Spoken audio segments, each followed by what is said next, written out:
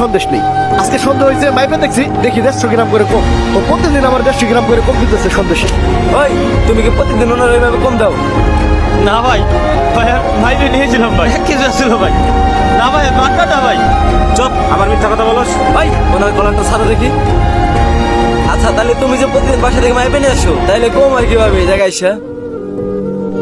ভাই আমি খুবই দরিদ্র মানুষ, ছোট একটা ব্যবসা শুরু করছি, দোকানে দোকানে সন্দেশ দেই ভাই। আমি যে ভারী মাপুম সন্দেশটা, আমার একটা মেশিন নাই, মাপার মেশিন নাই। আমি করি কি, এই দোকান থেকে 1 কেজি চাল নিয়ে যাই, বুঝছেন? আমার একটা পালা আছে, তার পাথরও নাই। পালার এক সাইডে 1 কেজি চাল দেই, আরেক সাইডে আমার সন্দেশ দেই। তো চাল যেহেতু 1 কেজি, তো সন্দেশও তো 1 কেজি হওয়ার কথা ভাই। আমি তো ভাই পেয়ে 1 কেজি তো দিবি ভাই। উনি কি কয়?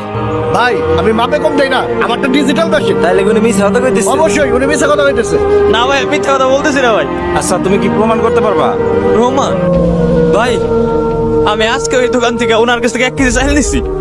আচ্ছা লন্ত ভাই, চালটা মাইপে দেখি। চলেন তো। আরে ভাই চাল মাপার কি আছে? আরে আরে লন্ত চাল মাপবেন কি করবেন আপনারা?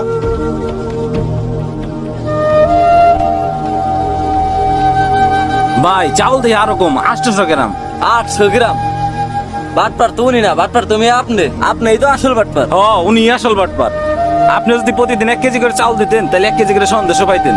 দেখছেন নিয়তি ঘুরে ফিরে আপনার উপরে আসছে। ভাই আপনি এর আগেও আমার 500 টাকা মাইরে খাইছেন। ও আমিও বাকি নেই 800 টাকা, লেখে রাখে 1200 টাকা। আপনি ঠকাইছেন, তাই আপনিও ঠকছেন। কথাটা মাথায় রাখেন, যেমন কর্ম তেমন ফল। অন্যের জন্য কুয়া খুঁজবে, ওই কুয়ায় নিজেরই পড়তে হয়। ভাই আমার ভুল হয়ে গেছে, এগুলো আর আমি করব না। ভাই আপনারা অনেক বেজ্জত করে ফেলছি, কিছু মনে রাখেন না ভাই।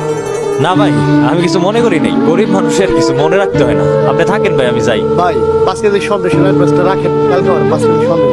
5 কেজি দেবো ভাই। আচ্ছা ভাই একটু দাঁড়ান, আমি চালটা ভালো মতো ভাই মাইপে চালটা আসছি। দিয়ে দেন। আর ভাই না চালটা বুঝে দিয়ে খারাপ দেন। ব্যবহার করছি, কিছু মনে রাখেন। আচ্ছা ঠিক আছে, জায়গা ভাই। আচ্ছা ভাই কিছু মনে রাখেন না।